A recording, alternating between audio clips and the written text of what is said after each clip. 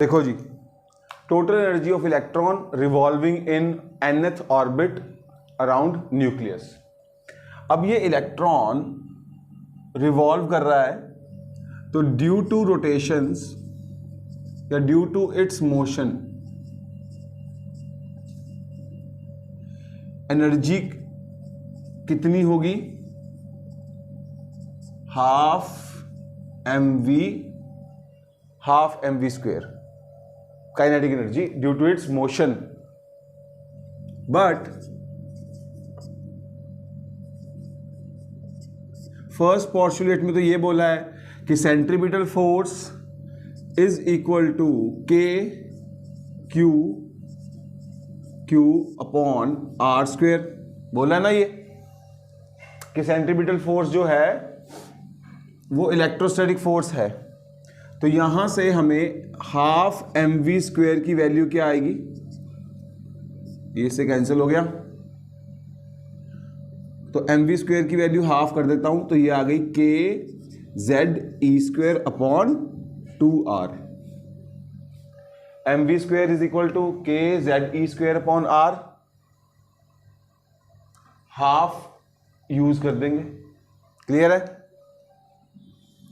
तो ये है काइनेटिक एनर्जी चार्ज की फॉर्म में। चलो जी, अब देखो, अब ये इलेक्ट्रॉन इस डिस्टेंस पे मेंटेन कर रहा है अपने आप को न्यूक्लियस के अगेंस्ट, तो इसके पास पोटेंशियल इलेक्ट्रिक पोटेंशियल एनर्जी भी होगी। तो क्या लिखेंगे? Due to its position electric potential energy will be equal to, potential energy क्या होती है? नेगेटिव के Q upon are, k Q1 Q2 upon r. First chapter electrostatics, electric potential energy.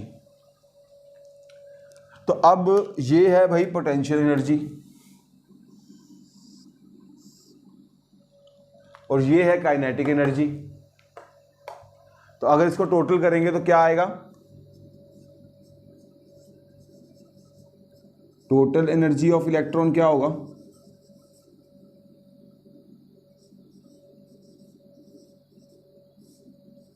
To r minus k Z E square upon are.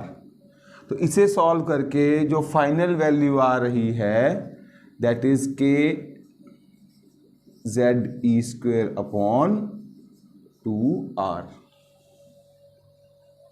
Clear है? तो total energy of electron क्या होगी? Negative के Z ई square upon 2r। r क्या है? Radius of nth orbit. लो जी,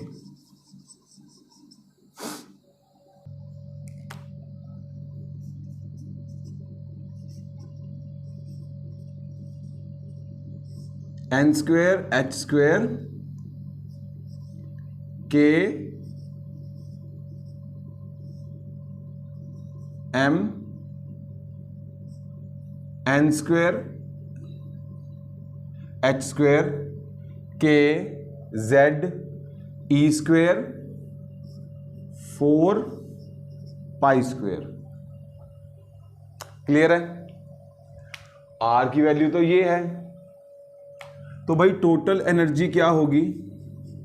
अगर मैं R की वैल्यू डाल दें हम, तो नेगेटिव के Z E square 2 R is K Z E square, sorry R is n square h square K Z E square m 4 pi square. तो बच्चों टोटल एनर्जी की जो इक्वेशन बनी that will be negative K square Z square E4 m 4 pi square whole divide by 2n square h square. लो जी, तो ये है प्रॉपर टोटल एनर्जी की इक्वेशन, जिसमें सिर्फ जो वेरिएबल है वो n है, नंबर ऑफ ऑर्बिट और एटॉमिक नंबर। क्लियर है? इसको और थोड़ा रीअरेंज कर लेते हैं, तो हमारे पास आ जाएगा minus k square E4 m 2 pi square whole divide by h square. ये हम बाहर ले लेते हैं, z square upon n square हम अंदर अलग ब्रैकेट में ले लेते हैं। तो ये देखो, जो टोटल एनर्जी ऑफ इलेक्ट्रॉन है रिवॉल्विंग इन nth ऑर्बिट, उसका रिलेशन ऑल कांस्टेंट है, किस पे डिपेंड करता है? n स्क्वेयर पे। आगे समझ? अब देखो जी, इस कांस्टेंट को इनको सॉल्व करेंगे ना जब हम, ये जूल्स में है एनर्जी, तो इसको अगर इलेक्ट्रॉन वोल्ट में कन्वर्ट करना हो तो इलेक्ट्रॉन वोल्ट में कैसे कन्वर्ट करते हैं? E से चार्ज से डिवाइड कर देते हैं, तो J upon E is equal two electron volt. Clear है? तो इसको E से डिवाइड कर दूंगा तो यहां 4E है ना, तो 3 रह जाएंगे। तो इलेक्ट्रॉन वोल्ट में अगर एनर्जी लिखनी है तो that will be 2 K square E cube m pi square whole divide by h square n square z square. लो जी, ये है इलेक्ट्रॉन वोल्ट एनर्जी का एक्सप्रेशन। ये जूल्स में है जिसमें E की पावर 4 है, ये इलेक्ट्रॉन वोल्ट्स में है जिसमें E की पावर 3 है। अब इस एक्सप्रेशन की जो फाइनल वैल्यू है ना, इस एक्सप्रेशन की फाइनल वैल्यू वो क्या आएगी?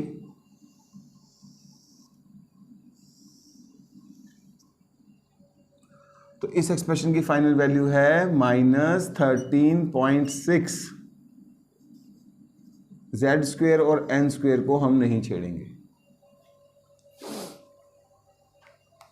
देख लो,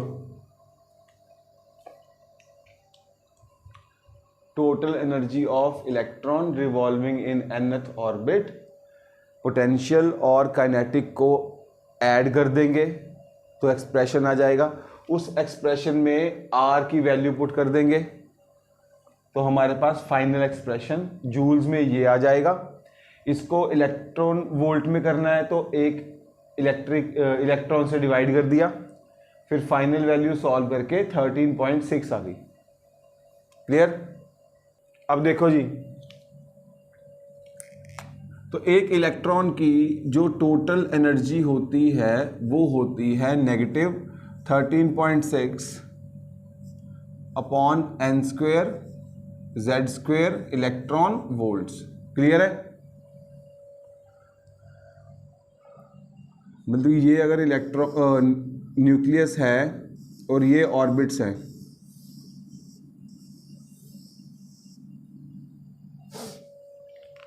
अब कोई इलेक्ट्रॉन यहां पर है फर्स्ट ऑर्बिट में, यहां पर है, कोई यहां थर्ड में घूम रहा है। ठीक है? अब अगर इलेक्ट्रॉन फर्स्ट ऑर्बिट में है तो यहाँ 1 पुट कर देंगे, सेकंड में है तो यहाँ 2 पुट कर देंगे, थर्ड में है तो यहाँ 3 पुट कर देंगे और इलेक्ट्रॉन्स की एनर्जी हम फाइंड कर लेंगे हर ऑर्बिट में। क्लियर है?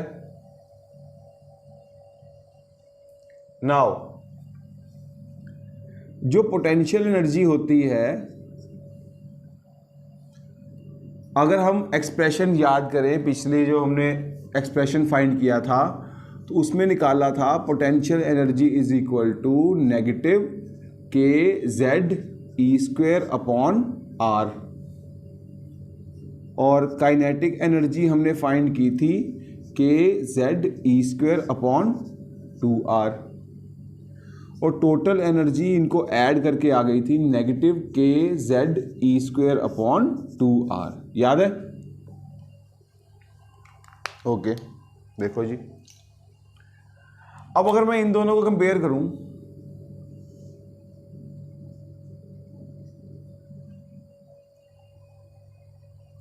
काइनेटिक एनर्जी और पोटेंशियल एनर्जी को कंपेयर करूं मैं, तो क्या मिल रहा है हमें कि जो काइनेटिक एनर्जी है वो पोटेंशियल एनर्जी की हाफ है और नेगेटिव है। तो kinetic energy is negative of half of potential energy. याद रहेगा?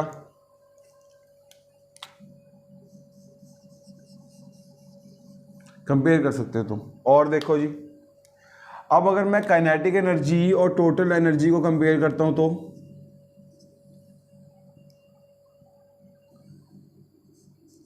तो kinetic energy is negative of total energy. याद रहेगा?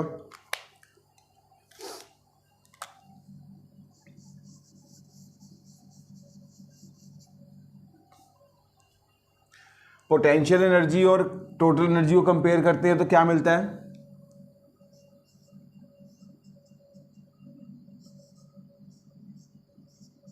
लो जी, potential energy is twice of total energy.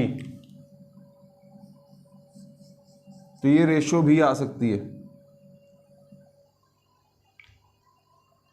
Clear? Clear है?